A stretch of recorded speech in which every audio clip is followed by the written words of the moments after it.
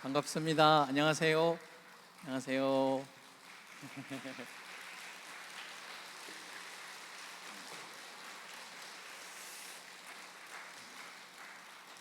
제가 잠깐 기도하고 제 말씀 나눌게요. 주님과 함께한 100년, 앞으로 함께할 100년, 주님의 핏값으로 세워주신 공덕교회입니다. 하나님이 주인이신 교회입니다. 주님이 교회 통해서 수많은 영혼 구원해 주시고 하나님의 일들을 나타내 주시고 보여주셔서 감사합니다. 앞으로 공덕교회를 통한 하나님의 계획을 이 자리에 계신 우리 사랑하는 모든 주님의 백성들이 사랑하는 목사님과 함께 앞으로 100년을 또다시 고백하며 이어갈 수 있는 은혜 허락하소서.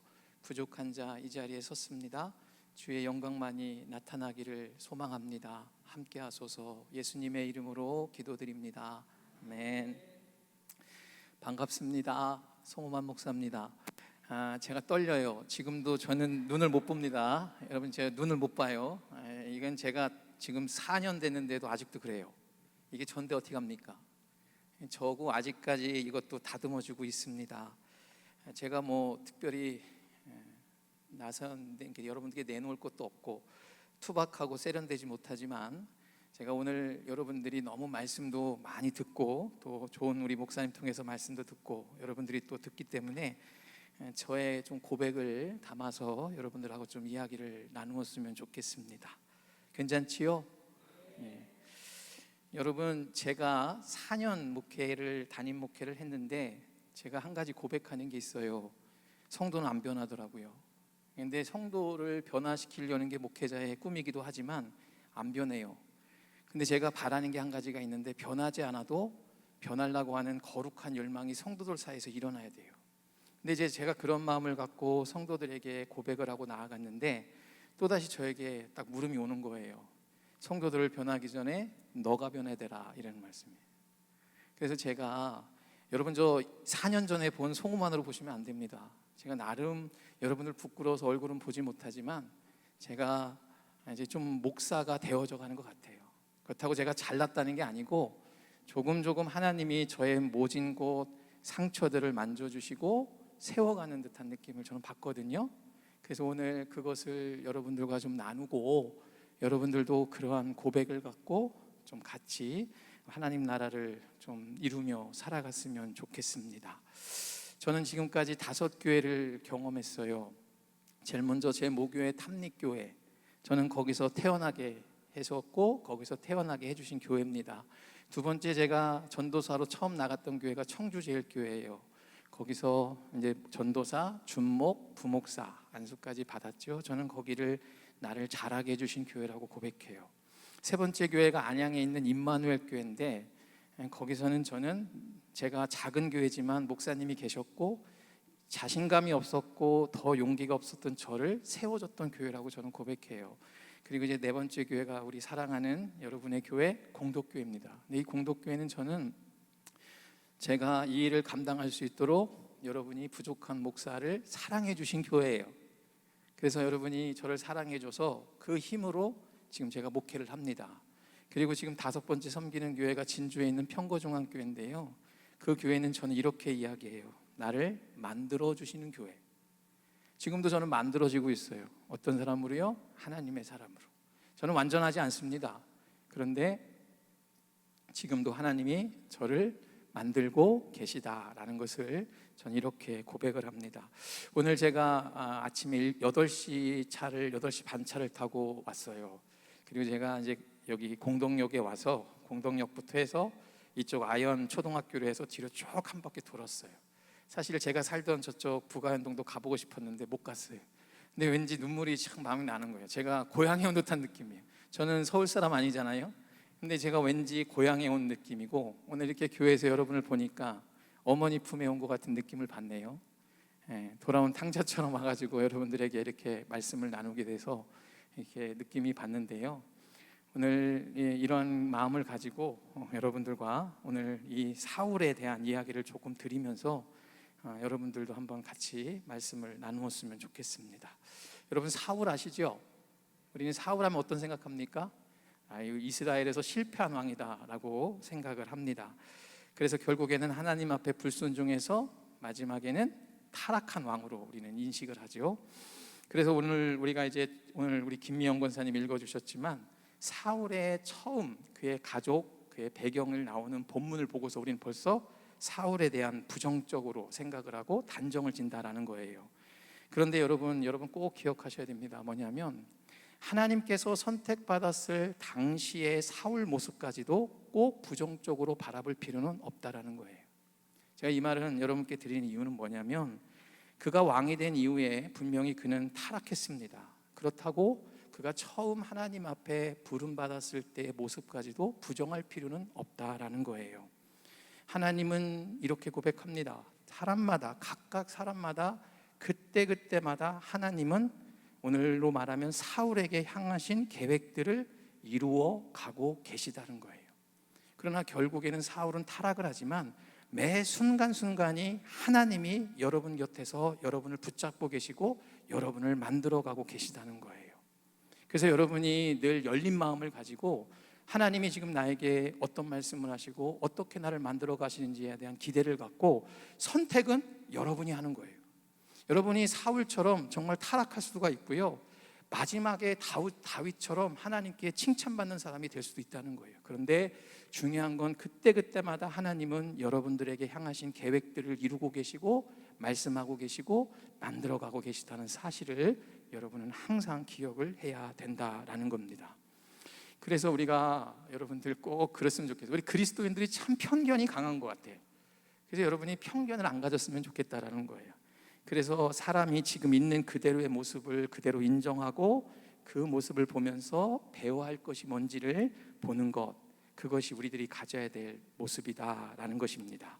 오늘 우리가 읽진 않았지만 사울의 이제 5절 말씀에 보면은요, 사울이 이제 처음 나오는 배경이 뭐냐면 바로 그의 아버지 기스의 암나귀를 찾는 장면이 나옵니다. 근데 그 가운데 사울이 오늘 암나귀를 찾으면서 했던 말이 있어요. 우리가 읽진 않지만 5절 말씀에 이렇게 말합니다. 사울이 함께 가던 사환에게 이르되 돌아가자, 내 아버지의 암나귀 생각은 고사하고 우리를 위하여 걱정하실까 두려워하노라 라고 말합니다. 사울은 아버지를 염려하고 아버지를 걱정했던 사람이에요. 우리는 사울을 고약한 사람으로 생각하지만 오늘 그는 아버지를 생각하면서 아버지의 명령에 순종했던 자였다라는 것입니다. 그래서 아버지께서 걱정하실 것을 마음으로 먼저 그는 헤아리고 있었던 자가 바로 사울이다라는 거예요. 여러분, 자 보세요. 제가 아까도 처음에도 말씀을 드렸지만 아버지의 명령에 순종하고 아버지를 먼저 생각하는 이 사울의 이 마음을 하나님은 처음 사무엘을 통해서 이스라엘의 처음 왕으로 세우기로 계획을 하셨다라는 것입니다. 여기서 아버지를 하나님이라고 한번 생각해 보셨으면 좋겠습니다. 여러분, 우리도 마찬가지입니다. 우리 각자의 삶 가운데 들려지는 말씀이 있어요. 여러분의 삶에 다가오시는 하나님의 말씀이 분명히 있다라는 것입니다.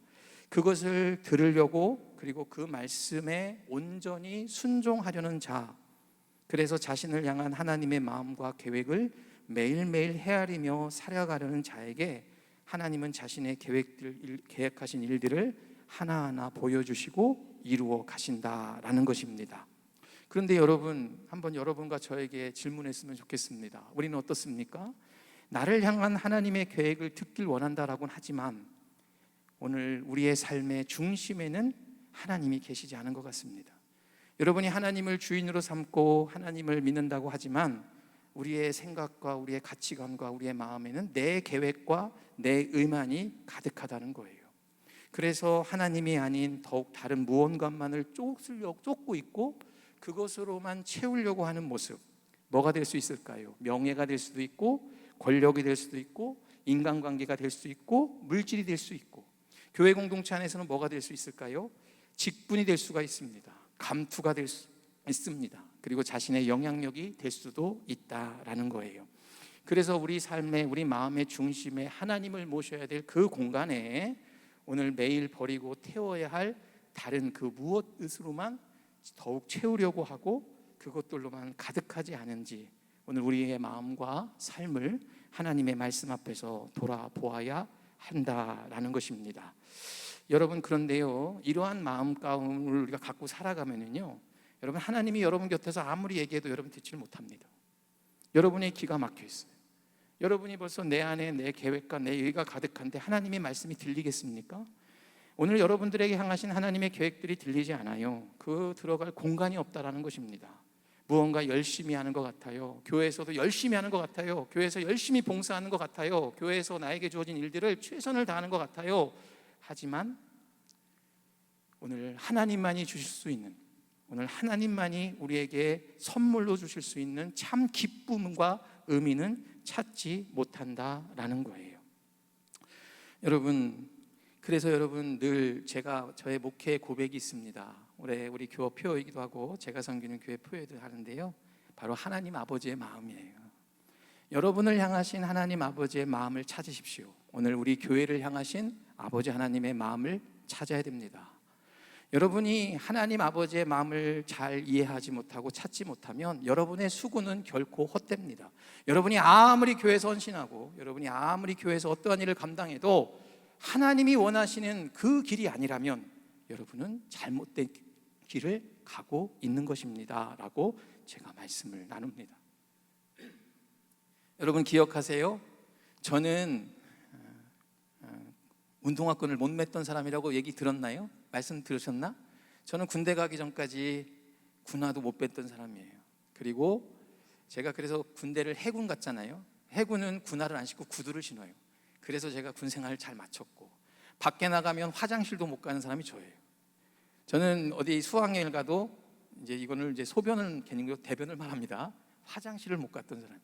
그런 제가 군대를 갔잖아요. 군대에서 해군이다 보니까 한 달에 한 번씩 휴가 올 때 청주 IC를 들어오다 보면 그 가로수 터널을 보면 눈물이 났던 자가 저예요.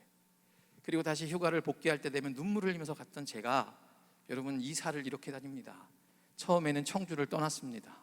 처음에는 의왕에 갔어요. 의왕에서 2년을 살았어요. 2년 살다가 여러분을 만나서 여기 부가연동에서 6년 가까이 살았습니다. 저는 진주라는 곳에 전혀 아는 사람도 없고 그 문화도 몰라요. 누가 아는 사람이고 날 봐주는 사람도 없어요.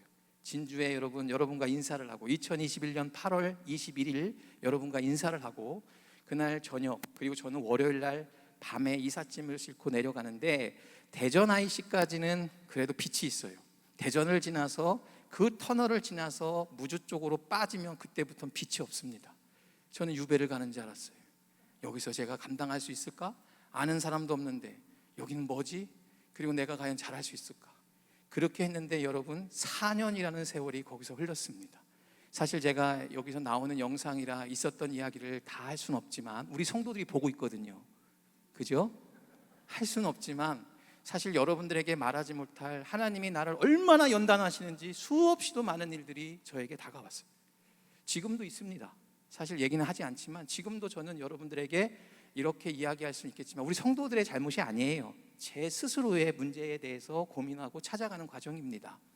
그런데 그럴 때마다 하나님이 저의 마음속에 늘 주시는 마음이 있는데, 너무 분주하지 마라. 너는 나만 바라봐라. 여러분, 그곳에 갔더니 제 방 안에 사람이, 주위에 아는 사람이 있을까요? 없을까요? 없습니다. 사무실에 제 방에 앉아서 벽만 쳐다보고 있어요. 아이들은 학교를 가고 아는 사람도 없고 지역의 그런 문화도 모르고 지역의 지리도 몰라요. 그런데 그렇게 하면서 하나님이 저에게 다가오셨어요. 그리고 너를 이곳에 보내준 나의 마음을 헤아려야 된다. 여러분들에게 제가 이 말씀 드린 이유는 여러분께 감사해서 그러는 겁니다. 여러분, 이것은 유튜브로 나가도 괜찮아요. 제가 처음 갔는데 이것은 여러분 하나의 상징을 이야기하는 겁니다. 40여 명에서 50여 명 예배 드리는데 지금은 80여 명이 드립니다. 이거는 상징을 이야기하는 거예요. 제가 여러분들에게 어떠한 이야기를 하는 게 아니에요. 그리고 더 놀라운 건 뭐냐면, 제가 처음 예수라는 옛자도 몰랐던 분들, 나이 92세 되신 분, 그리고 87세 되신 분, 그리고 저랑 나이가 같으신 여자분, 그리고 이번 주에 세례받은 56세 가까이 되신 분이 저에게 세례를 받았어요. 그분들은 평생 예수를 믿었던 사람이 아닙니다. 그렇다고 제가 어떠한 잘나서 이런 얘기를 하는 게 아니고요, 그곳에서 하나님께서 나에게 향하신 마음을 찾으니 때로는 너무나 외롭고 고되기도 하고 내가 여기에 왜 왔을까라는 생각도 지금도 가끔은 들지만, 그때마다 하나님은 너를 이곳에 보내준 나의 마음을 찾아라. 그리고 그 하나님의 음성을 듣기 위해서 늘 힘을 쓰니 그때마다 낙심하고 좌절할 때마다 하나님은 나를 세워주고 계셨다라는 것입니다. 여러분, 나를 이곳에 보내주신 하나님, 여러분의 삶의 자리에서 여러분을 그곳에 세워주신 하나님 아버지의 마음, 여러분 그것을 꼭 찾으십시오. 여러분과 제가 언제 다시 만날지 모르겠어요. 평생 마지막일 수도 있지만 여러분 꼭 기억하십시오. 여러분을 향하신 아버지 하나님의 마음을 찾으십시오. 여러분 공동교회를 향하신 아버지 하나님의 마음을 찾으십시오. 여러분 아무리 노력해도 아버지 하나님의 마음과 여러분의 생각이 다르면 아무 소용없습니다. 교회에서 아무리 열심히 해도 아버지 하나님의 마음이 없으면 여러분 그 수고가 헛돼요. 꼭 기억하십시오. 여러분이 그것을 찾을 때 여러분은 정말 큰 기쁨을 누리며 살아갈 수가 있다는 것입니다. 또 하나의 성품은 10절 말씀에 보면 사울이 암나기를 찾으면서 어린 사환의 말을 듣습니다. 여기서 사환은 어린 소년과 소녀를 말합니다. 그러면서 내 말이 옳다라고 하면서 그 사환의 말에 사울이 순종한다는 거예요. 여러분 이 말은 무엇일까? 사울은 분명 자신보다 낮은 신분인 사환 어린아이의 뜻을 듣고 경청할 줄 아는 마음이 있었다는 거예요. 이 말은 자신이 생각하는 것들을 여러분 옳다고만 생각하지 않는다는 것입니다. 자신이 아무리 옳아도요, 오늘 이 사울이 사환의 이 어린아이들의 얘기를 들은 것처럼 내 생각이 아무리 옳아도 그것을 내려놓지 않으면 여러분 어떻게 될까요? 사울은 그 사환의 말에 듣지를 못했을 것입니다. 여러분 이런 사람들 곁에는 어떻게 될까? 많은 사람이 따르게 됩니다. 그러나 내 말만 옳고 내 경험만 옳고 내 경험만이 우선이고 내 연륜만을 강요하는 사람의 곁에는 그가 무엇을 남기려고 했는지 그리고 어떤 것을 남기려고 했는지 모르겠지만 남는 것이 아무것도 없다라는 거예요. 여러분 이 말씀을 제가 왜 드립니까? 사울도 분명 자신의 의견이 있었을 것입니다. 그러함에도 불구하고 사울은 자신보다 낮은 신분인 소년과 소녀들의 말을 들었다라는 거예요. 여러분 연륜이 쌓이고 인생사의 지혜가 높은 분들이 이런 교훈을 하죠. 연륜이 들면 나이가 들면 뭐라고 합니까? 말하는 입은 닫고 주머니는 열어라라고 말하죠. 말을 많이 하니까 실수를 많이 해요. 저희 아내 얘기할게요. 아내가 혼날지도 모르겠지만 할 겁니다. 저희 아내가 제가 이번에 어디를 가다가 아내한테 싸웠습니다.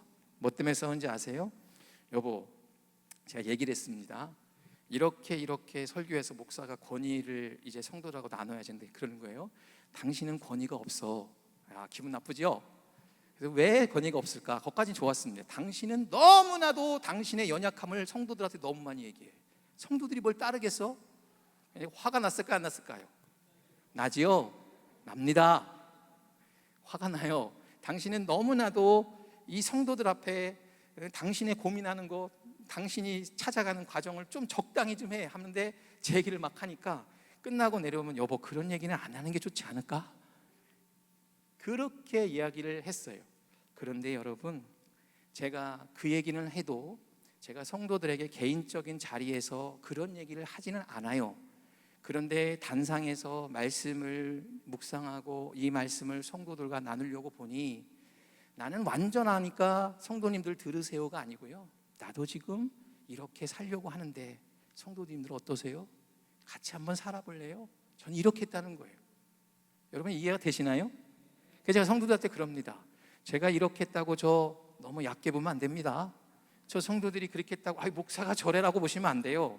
저는 여러분들에게 저의 나약함을 이야기하는 게 아니라 오늘도 한 목사이기 전에 하나님 앞에 선 한 사람으로서, 여러분과 같은 동일한 사람으로서 오늘도 그 하나님 앞에서 나의 삶을 온전히 내어 맡기며 진리를 찾아가는 과정이 있기 때문에 이야기하는 것이지 여러분에게 나의 부족함을 나타내는 것이 아닙니다라고 제가 말씀을 드렸다라는 거예요.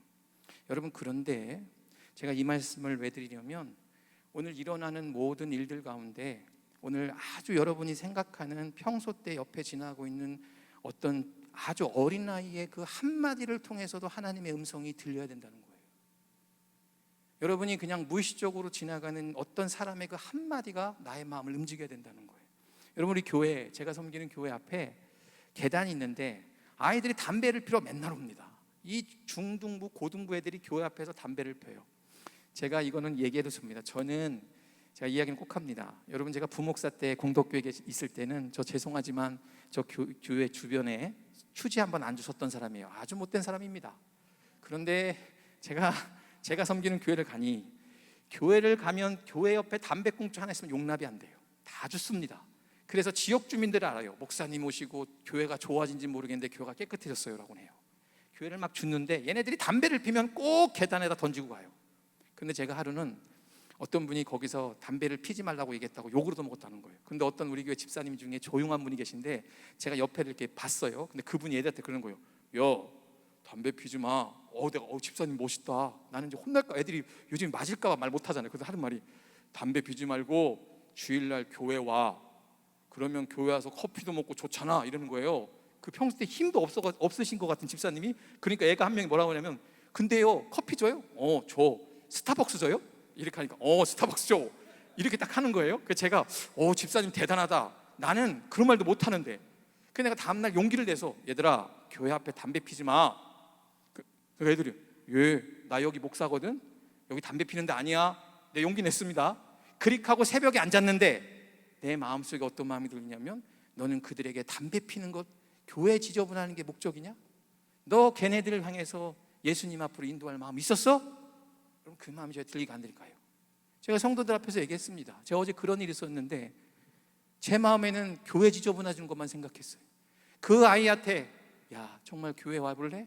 그리고 교회에서 라면에다 하나 주면서, 라면 먹을래? 너 이런 말 해봤어? 이런 마음이 저에게 들린다는 거예요. 여러분, 이것은 하나의 예지만 여러분의 삶 가운데 일어나는 수많은 일들 가운데 하나님이 여러분에게 어떻게 말씀하시는지 거기에 아주 민감하게 반응하고 그것을 들으려고 하는 자에게 하나님은 음성을 들려주신다라는 거예요. 이게 오늘 그 사울이 어린 사환의 말을 들어서 하나님의 뜻을 찾아간 것처럼 말이라는 것이죠. 이것이 우리의 신앙의 믿음이 되어야 된다라는 것입니다. 그런데 여러분, 제가 이제 말씀을 좀 정리하려고 합니다. 사울이 이런 모든 과정에 제일 중요한 게 하나가 있어요. 보세요. 오늘 사울이 왕으로 세워지는 이 과정 중에 기스라는 그의 아버지가 암나기를 잃어버린 사건부터 어린 사환의 조언을 들은 이야기, 그리고 물깃는 소녀들의 이야기를 들어서 결국에는 사무엘 선지자를 만나게 된 이 모든 과정이 뭐였냐면요, 다 우연이었다는 거예요. 여기서 무엇을 얘기하려고 하냐?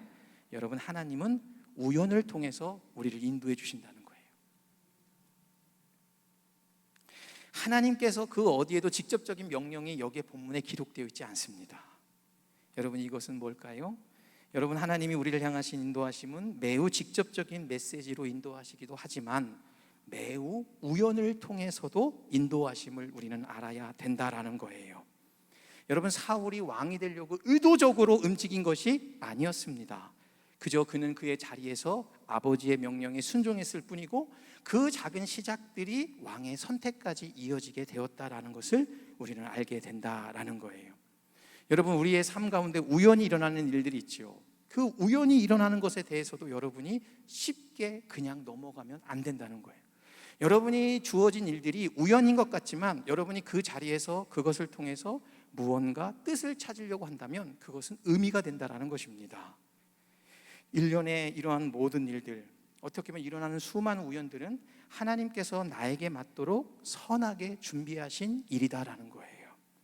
제가 좋아하는 분이 계신데요, 이냐시오라는 분이 있어요. 제가 이거를 여러분들과 꼭 나누고 싶어서 오늘 왔습니다. 이냐시오라는 분이 있어요. 이냐시오 데 로울라라는 사람이 있는데, 이분은 1491년에 스페인의 바스크 지방의 성에서 아주 부자 귀족 가운데 태어났습니다. 그런데 이가 전쟁 이런 기사로서 모험을 좋아했는데 전쟁에 나가서 큰 중상을 입어요. 그래서 죽을 그런 위기에 펼치게 되는데, 그때 그가 고향 로울라로 돌아와서 오늘 요양하는 가운데 하나님의 말씀을 듣습니다. 그래서 그는 영적인 회심을 경험해요. 이젠 내 삶이 내 마음대로 살고 내가 원하던 삶을 사는 것이 아니라 하나님 앞에서 내가 모든 것을 맡기고 살겠다라는 그런 영적인 회심을 경험합니다. 그래서 그는 세속적인 삶을 다 버리고 예수 그리스도의 십자가의 길을 따르기로 결심을 해요. 그리고 회심 후 수도 생활을 합니다. 그리고 여러분, 이거 오해하지 마세요. 저는 여러분들에게 오해 안 했으면 좋겠어요. 이분이 만든 게 지금의 예수 공동체, 예수회 공동체. 천주교로 우리는 오해하지만 어쨌든 예수의 공동체를 만듭니다. 예수의 공동체가 여러분 우리 가까이에 있는 서강대학교를 만들었죠. 그리고 얼마 전에 선종한 교황이 예수의 공동체 출신이죠. 이분이 만든 게 예수의 공동체예요. 이런 사상이나 이런 신앙을 갖고 따랐던 사람들. 그런데 이냐시오가, 여러분 제가 이야기하고 싶은 거는 이 말씀입니다. 이냐시오가 그가 만난 하나님 체험의 핵심은 뭘까요?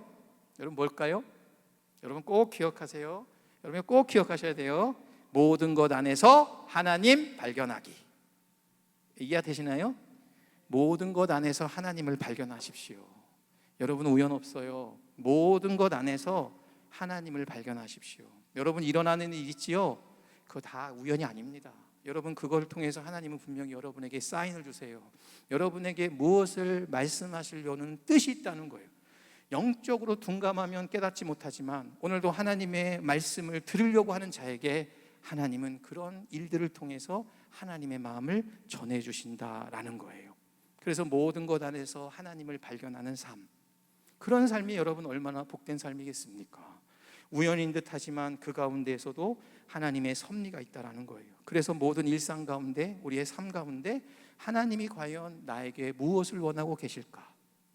오늘 나에게 이러한 일을 통해서 무엇을 말씀하시는 것일까? 그리고 무엇을 원하시는 것일까? 이것을 매일매일 물어보아야 된다라는 거예요. 여러분 제가 사실은 좀 어려운 일을 경험을 합니다. 근데 이 경험에서 저의 책임이 커요. 이 말은 무엇이냐면 교회에서 어떤 일이 있었는데 그 결정을 한 사람이 저예요. 어쨌든 저는 책임자이기 때문에 그렇습니다. 그런데 어려움을 겪었어요. 어려움을 겪었습니다. 이건 괜찮아요. 이야기 나눠도 됩니다. 교회 공사를 하는데 공사대금을 받은 사람이 공사하기로 한 날 잠수를 탔어요. 자, 책임자는 누굽니까? 저지요. 제가 또 이야기를 하면 여러분 저희 교회 오신 분 계시죠? 저희 지하와 본당, 제가 처음 부임하고 2022년에 지하를 여러분 8천만 원 들여서 공사했어요. 그리고 작년에 또 본당에 천장도 이거보다 더 높았는데 내려가지고 천장 공사를 거의 1억 가까이 들여서 했어요. 그래서 거의 빚을 안 내고 2억 가까이 되는 공사를 성도들이 마음을 모아서 했어요. 잘했죠? 잘했다는 걸 얘기하는 게 아닙니다. 그런데 이번에 비가 새서 물맞이 공사를 해야 되는데 공사를 하기로 하신 분이 돈을 받고 연락을 하지 않으시고 잠수를 타셨어요. 이제 거기 과정까지만 제가 말씀을 드리면 그런 일들을 통해서 제가 여러분 어떤 마음을 들까요? 바로 경찰에 신고해야지. 교회 돈이 하나님의 돈인데, 자, 이건 저의 결정입니다. 그런데 과정을 보니 그분이 연락이 닿지 않고 계속해서 검찰로 가고 저도 검찰로 가 조사도 받고 이러고 있는데 어느 순간 제 마음에 너는 지금 뭐 하고 있는 거냐? 여러분 하나님이 그걸 원할까요? 여러분 교회가 세상입니까? 여러분 교회는 하나님이 교회의 중심이에요. 근데 오늘날 교회가 너무나도 세상적으로만 본다는 거예요. 여러분 하나님이 정말 교회를 세상으로 볼까? 세상에서 화려함을 쫓고 세상에서 말하는 무언가 많은 것을 누리고 뭔가 원칙적이고 계획적이어야지 교회인가? 여러분 정말로 한번 생각해 봤으면 좋겠어요. 그러면서 저에게 너는 그 영혼을 위해서 얼마나 기도했냐? 여러분 제 말이 어떻게 공감이 되세요? 너는 그 영혼을 위해서 얼마나 기도했고 그 영혼을 향해서 얼마나 한 영혼에 대해서 너는 마음을 갖고 나에게 아뢰느냐? 나는 저의 음성이 들렸어요. 그리고서 저희 아내와 저는 여보 회개해야 돼. 여보 회개하지 않으면 안 돼. 회개해야 돼. 여러분 제 말에 어떻게 공감이 되십니까?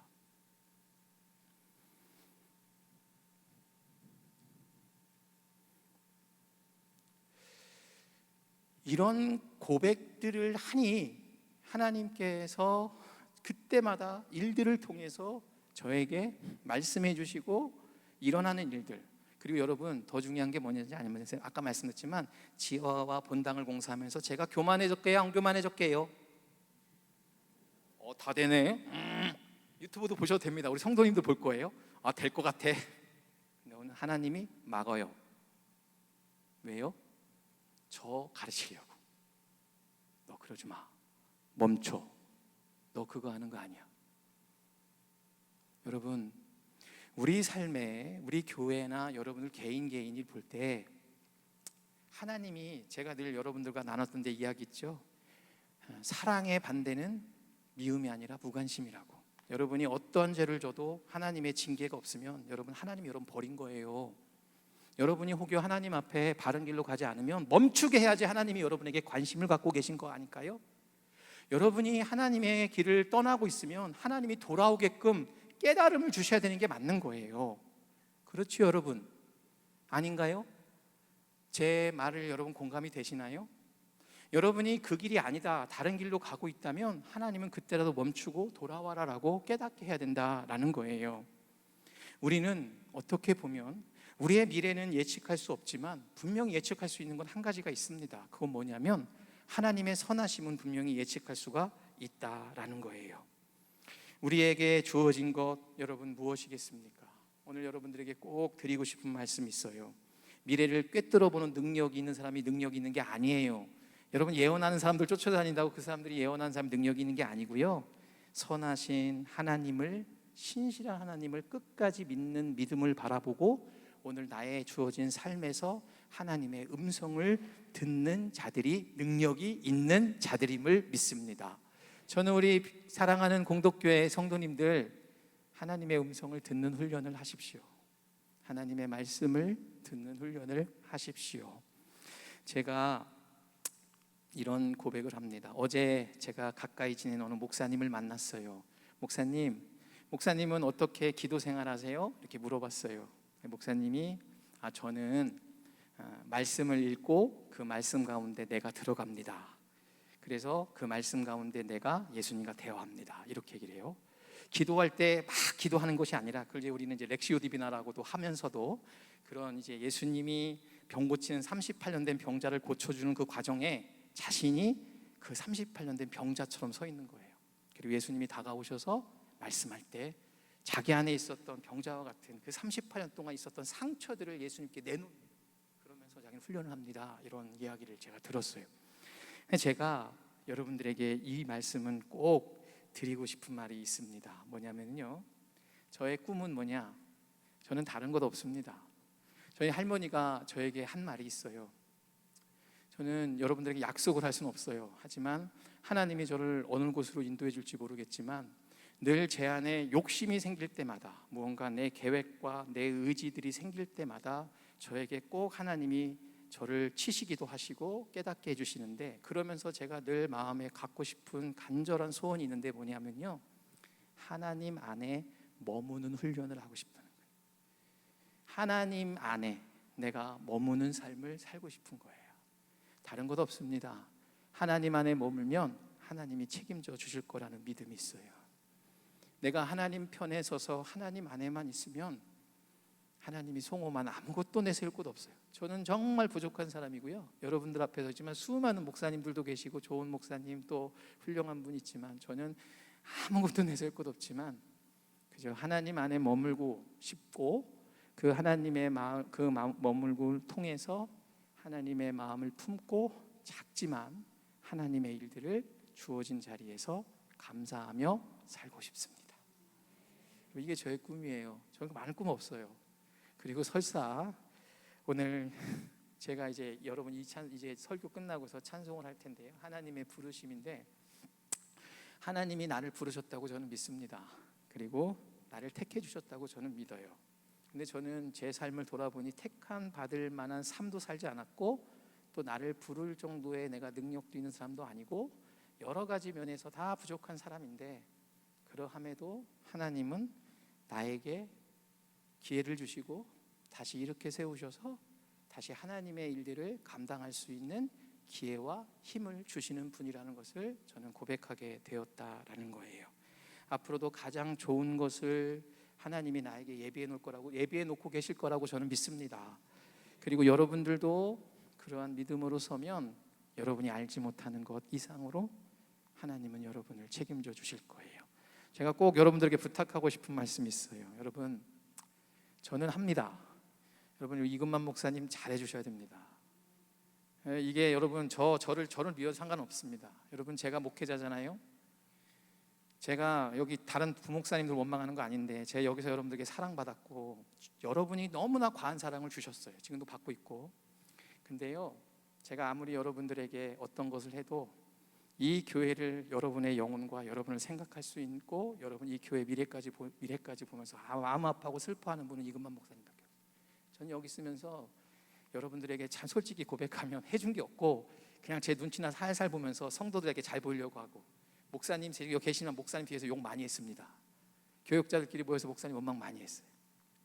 여러분, 제가 목회자를 하다 보니까 작은 교회지만 제가 80여 명의 성도를 섬기고 아이까지 100여 명 되는 교회를 섬기면서 여러분 목회자의 마음이 뭔지 알겠어요. 어제 그제 한 분의 이제 장례식도 치르고 왔고 또 우리 교회도 우리 공덕교도 아프신 분이 많다고 하는데 여러분 한 분의 성도가 떠나면 마음이 얼마나 아픈지 몰라요. 저는 부목사 때 그런 경험을 사실 많이 못했어요. 그리고 교회를 바라보는 눈도 부목사 때 보지 못했던 저의 마음이 있어요. 여러분이 그런데요, 중요한 건 누구에게도 말하지 못해요. 저 같은 경우는 말할 사람도 없지만 사실은 목회자라는 길이 그런 길이긴 한데 하나님께만 말을 해야겠죠. 그래서 저는 이렇게 말하잖아요. 하나님 힘들 때 사람 만나러 다니지 말고 하나님 만나야 된다. 힘들 때 사람 만나가지고 이야기하는 게 아니라 그때 하나님 앞에 서서 만나면 좋겠다. 근데 목사님들이 그런 길이에요. 여기 공덕교회 여러분들이 우리 목사님 잘 모셔서 정말 여러분, 제가 경남에 있지만 이 공덕교회 경남에서도 알아요. 여기 교회는 여러분 전국에서 알아요. 여러분이 어떠한 교회 목사님이나 성도들이 어떠한 모습인지 여러분 전국에서 다 들려요. 그럼 이 교회가 100년이 됐는데 좋은 소식이 넘쳐나야 되잖아요. 맞지 않습니까? 지금도 좋은 소식 들려요.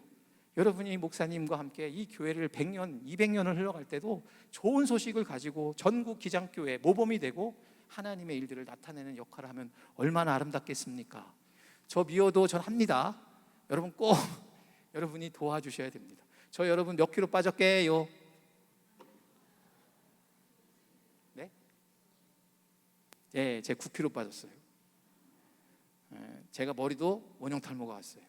우리 성도님들을 제가 유튜브 보실지 모르겠지만 우리 성도님 때문에 그런 게 아니에요.